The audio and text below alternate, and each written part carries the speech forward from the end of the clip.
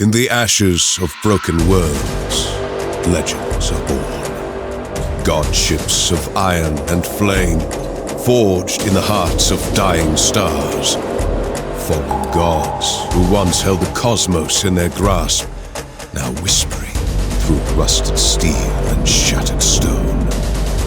Beasts of a forgotten war, machines of impossible design rise from a planet reborn. And amidst it all, a child of iron and flame, destined to save man and machine, to shine as their light and beat back the creeping darkness of the void. Together, watch as the broken universe comes alive with epic builds and ancient legends.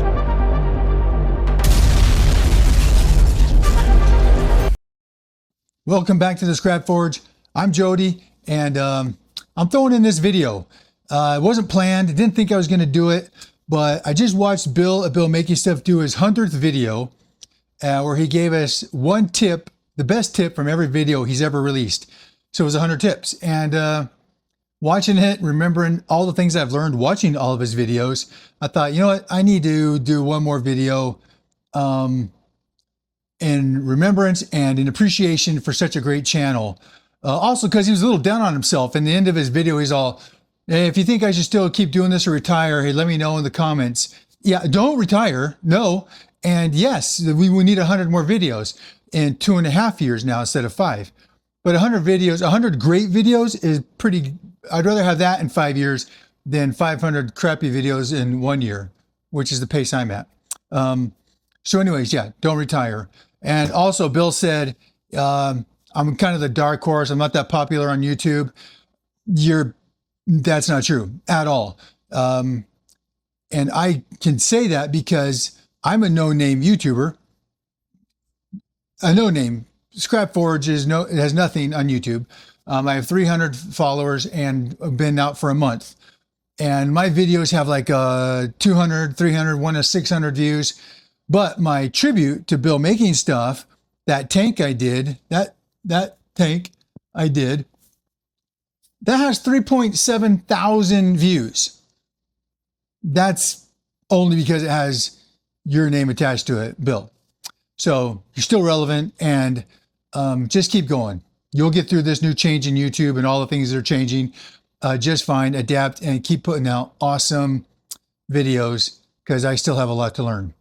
So this month's Patreon challenge for Bill was to do something alien. I've been talking about wanting to do that Swamp King to go along with my Swamp Hydra Queen. So I'm like, all right, I'm just going to stop what I'm working on, knock that out, and do a video. So I did it. It's done. It's not going to have all the bells and whistles.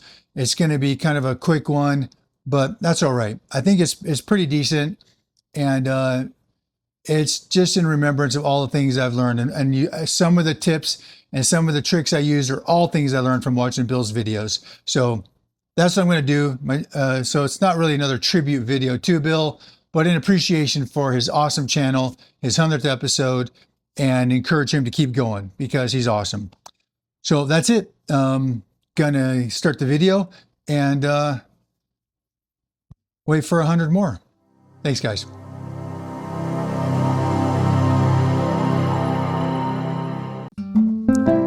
Okay, before we start this build, I just want to show, this is that Swamp Queen again. And this build was the first time I'd taken a toy apart, well, multiple toys, like 10 or 12 dinosaurs all contributed to this Swamp Queen here for the Broken Universe. And it's going to be the swamp deity, giant, creature.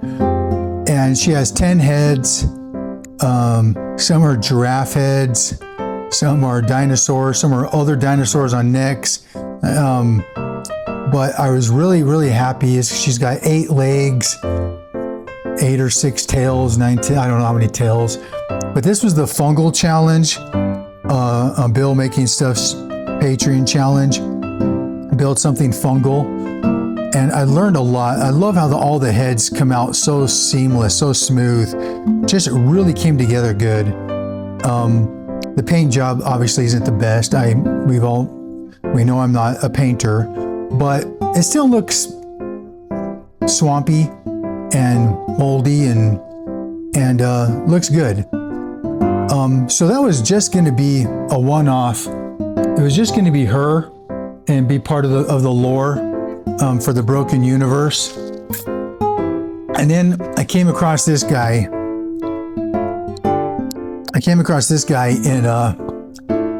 In one of the thrift stores, and just his pose just seems so regal, and this face, this just looks so noble, and there's just something about his stance and this sculpt that just made me think this could be the king for this royal family, this royal deity set in the swamp, and so I just thought this could be really cool. A good sculpt is just such a joy to look at, and when you have something like this is what sparks imagination. This is what causes you to start building a story in your head for something that's inanimate. You know, it's not real, but I know this guy's personality. I know his struggles in life. I know what his aspirations are and how much he wants to protect his queen in his swamp. And versus a horrible sculpt like this one. Like this is just no good. Look at the way the legs come out of the body. This just doesn't make any sense. It's just stuck on. They tried to sculpt in some wrinkles. It's just this is not a good sculpt, and just not well thought out. I mean, sharp teeth on a, it just looks bad. This is an example of a bad sculpt. Here's another one. This one, you know, here they just got cross hatching for the texture of the skin. And look at this leg. It's just a big lump, tree stump of a leg, just straight, very little, just very cheap sculpting. It's got a big fat neck and then this really stupid, dopey looking head. And you just look at him and he just looks just like someone you would just kick out of the tribe. This is like someone you don't want around. Just eats too much and contributes nothing. And then like almost an equally fat tail to the neck. It's just a horrible model, a horrible sculpt.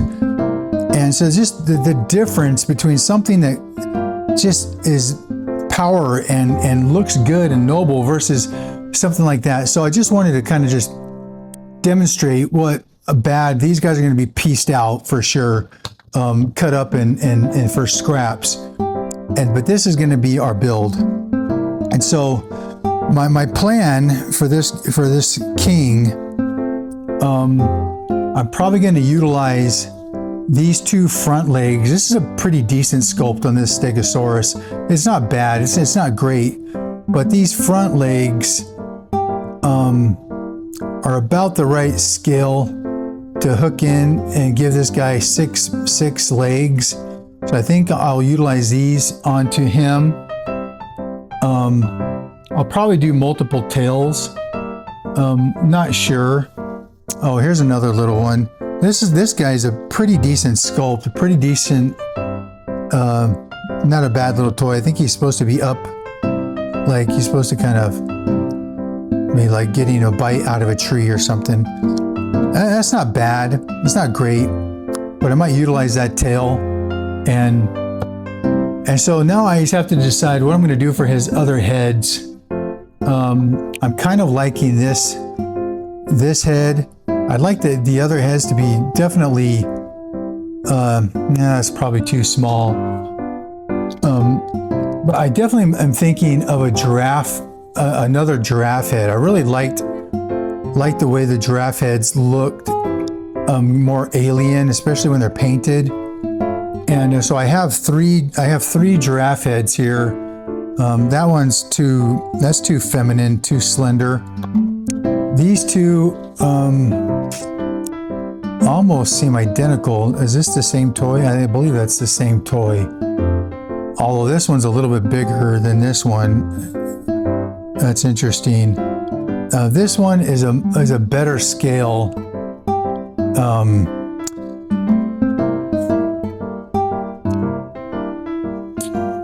This one might be too big. This might be the right one. This one right here. Yeah, I think I'll go with this one. This one might be a good on his left side or right. I like that. And comparative. This is just too small. I might have to go through my dinosaurs and find another head.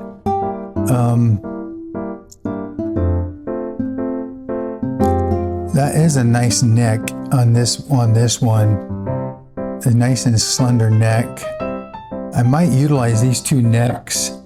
I could utilize this one too, but I definitely need a dinosaur head on this one. And then I'm going to take these antlers off. And I'm sticking the antlers on his head. I think that would look really cool. Yeah, I think that'd be a good move. But I need to find another head that's the right scale that works. I could go for like no, that's not good. Anyways, okay, I'll find it. I'll find one.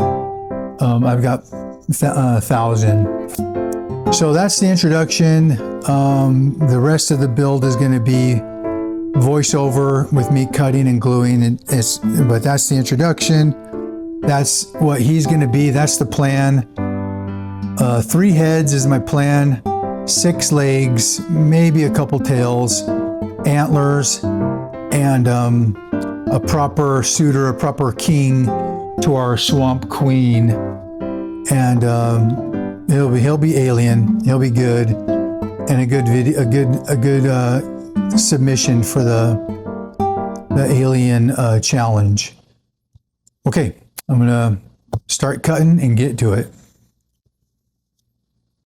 Okay, this is my sketch. This is kind of what I want to build.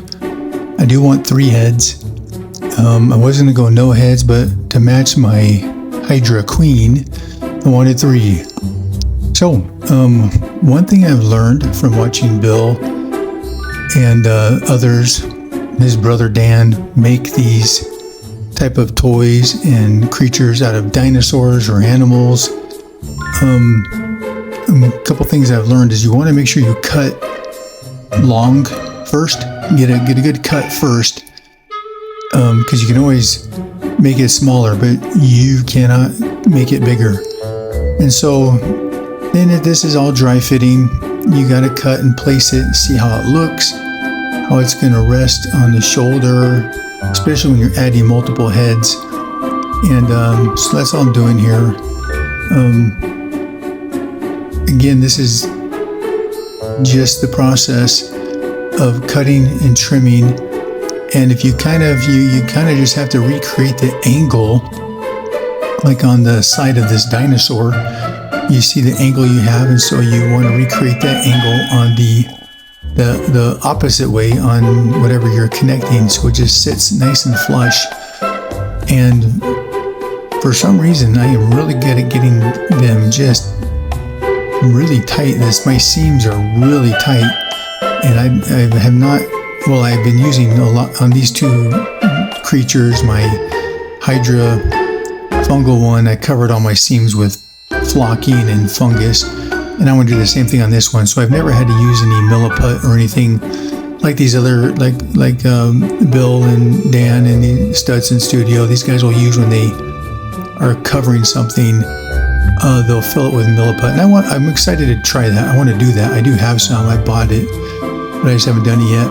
So here now is just kind of crucial. I've got to find which neck looks best what side, because the angle the heads rest at, it gives it character. It needs to look like, hey, this is my life. I'm on the right side. I'm the right head. I'm the left head. I'm the middle head. So I want to be able to make him feel like I'm always kind of, if you watch a Bill making stuff video, he's always leaning his head to the left as he's talking to the camera, because his studio is in the attic or next to the roof in his home. And so I kind of imagine these heads doing the same thing. They're always just kind of like just leaning slightly. They can't ever be straight up. They just kind of lean, and I thought that's kind of a fun little character trait they have. This Dremel tool, I tell you, I got this from Walmart. It is so cheap. It was like $10, and I use that thing constantly for building. It is fantastic. So you don't need an expensive one, but that little Dremel tool, put that sanding disc on there, and you can shape things so fast. This is mainly a super glue build. I do use a little hot glue, but the super glue works so good on these rubber dinosaurs. It just dries quickly and works great. So one head mounted, and I'm just gonna get this shaped up a little and get this guy mounted, and I'll have the 3 heads and well on the way for this 3-headed, 6 legs, and probably 3 tails is what I ended up with. Again, this Dremel tool gets you that shape. So what's fun is there's just so endless possibilities that you can do with these monsters, and I'm excited to try something a little more horrible, terrifying. Sorry, Mr. Moose, you're gonna have to lose these. Again, you want to cut as far down as you can, so I'm making sure I'm getting into the head of the moose to get all the antler and all the antler stem. So I have plenty of room to glue onto my Bogmiron, that's his name. But so poor little moose, he shed his antlers, but they do that every year anyway, so I don't know what he's complaining about. And so this is going to be set up here. That's a pretty good toy. I probably could have sanded some of the seam lines down a little. I didn't do that. But now I'm just going to set those up on his head and finding the right position. Again, that's all part of dry fitting. Do I want him to go more vertical, flat? I tried reversing them, seeing if that might make a difference. I think I even tried a little upside down. It's good just to see how it hits you. But in my mind, I envision these just sitting, just like the kind of like wood on a moose head, just like that. That's how I wanted it to look. So I could hang moss from it, and because this is a small connection, I put this UV resin on there and made it a little better. So I didn't get the filming of these legs in. It was a pain because the front legs were too short. So these are the back legs of that Stegosaurus. But look how good I've got them seamed in there to the side. That wasn't easy.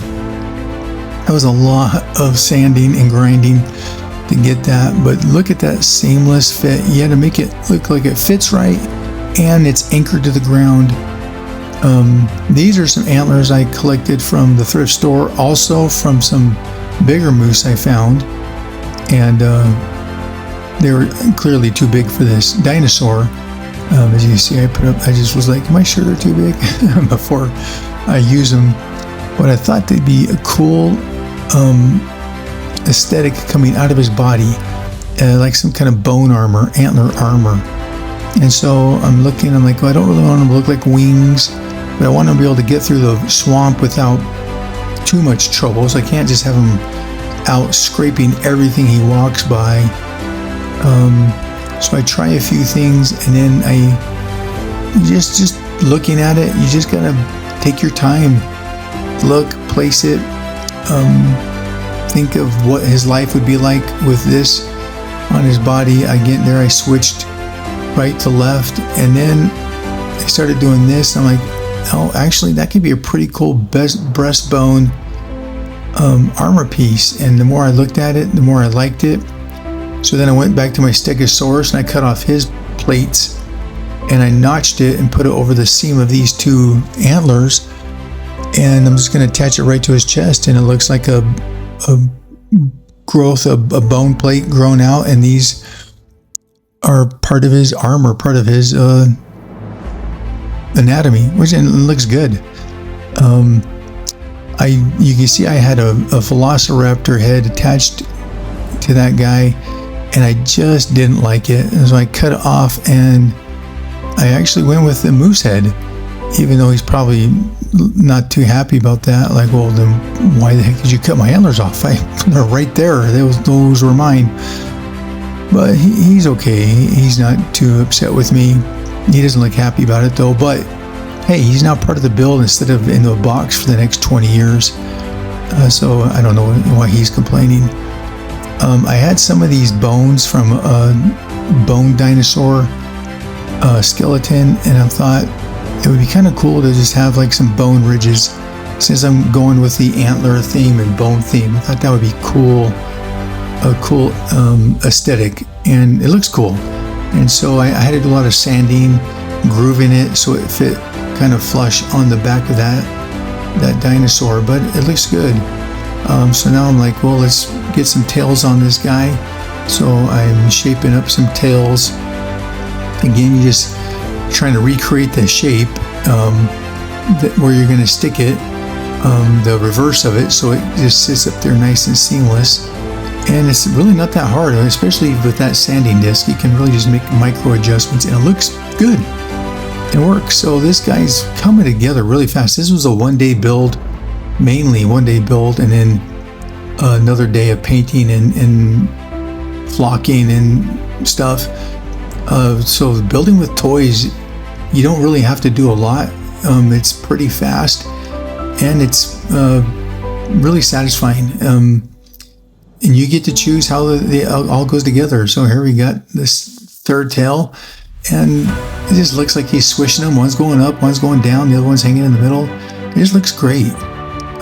Don't forget I like to go back and add super glue.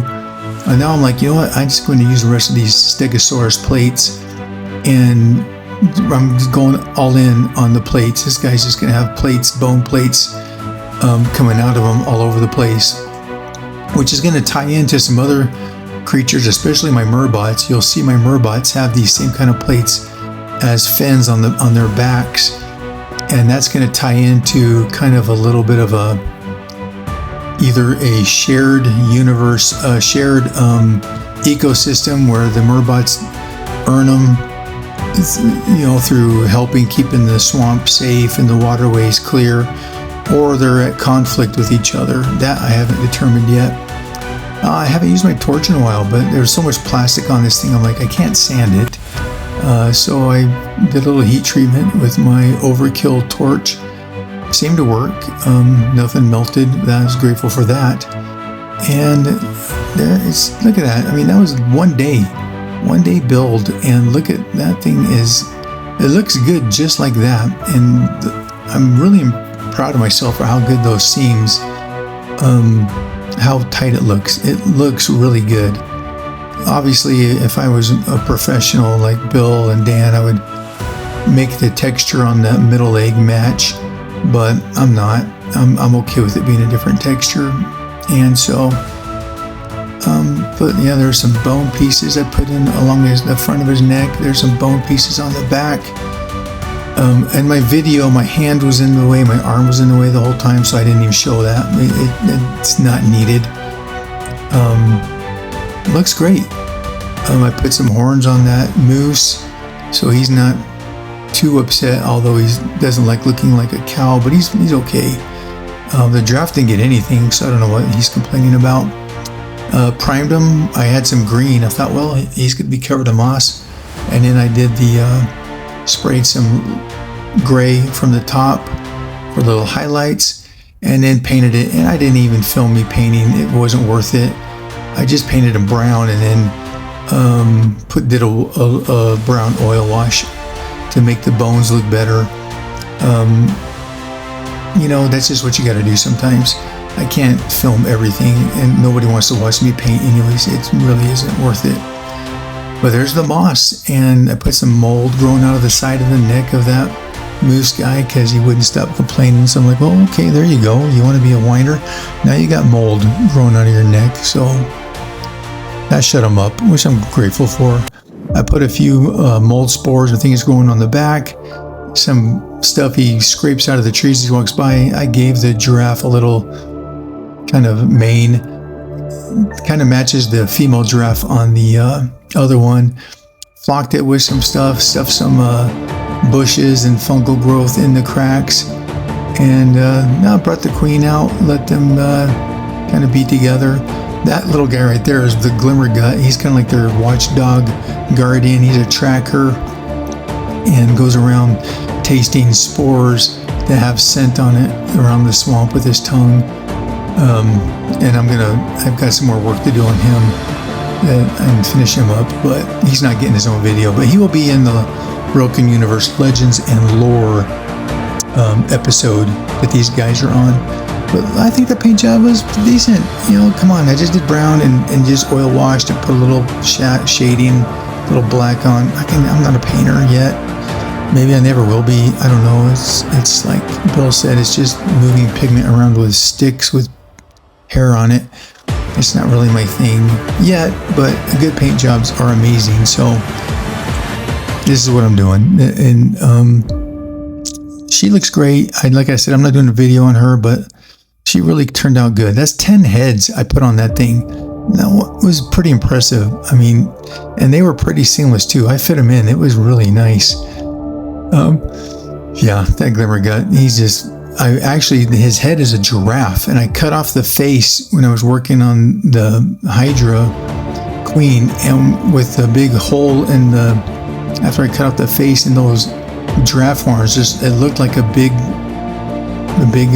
slug. So I cut off a tail and shoved it in his mouth, and that was cool. So I took these guys outside and did a few photos. And then here are some AI illustrations of my build. I will put some pictures in AI, say, hey, let's make this look like this, put some glowing stuff on it. And AI does a decent job. It butchers it more than a lot. It didn't put heads on it. It do one. But I have also this tree. That's the Auric tree. That's going to be part of the Broken Universe in the swamp. And that's kind of their throne room. The giant swamp tree. Some cool little shots of Glimmergut there in front of the tree. He did Glimmergut pretty good, actually. I thought it was kind of fun. I think there I tried to give I don't know what that one was. Like I said, he turned them all mechanical and made I don't know, it's funny. But that's pretty cool looking.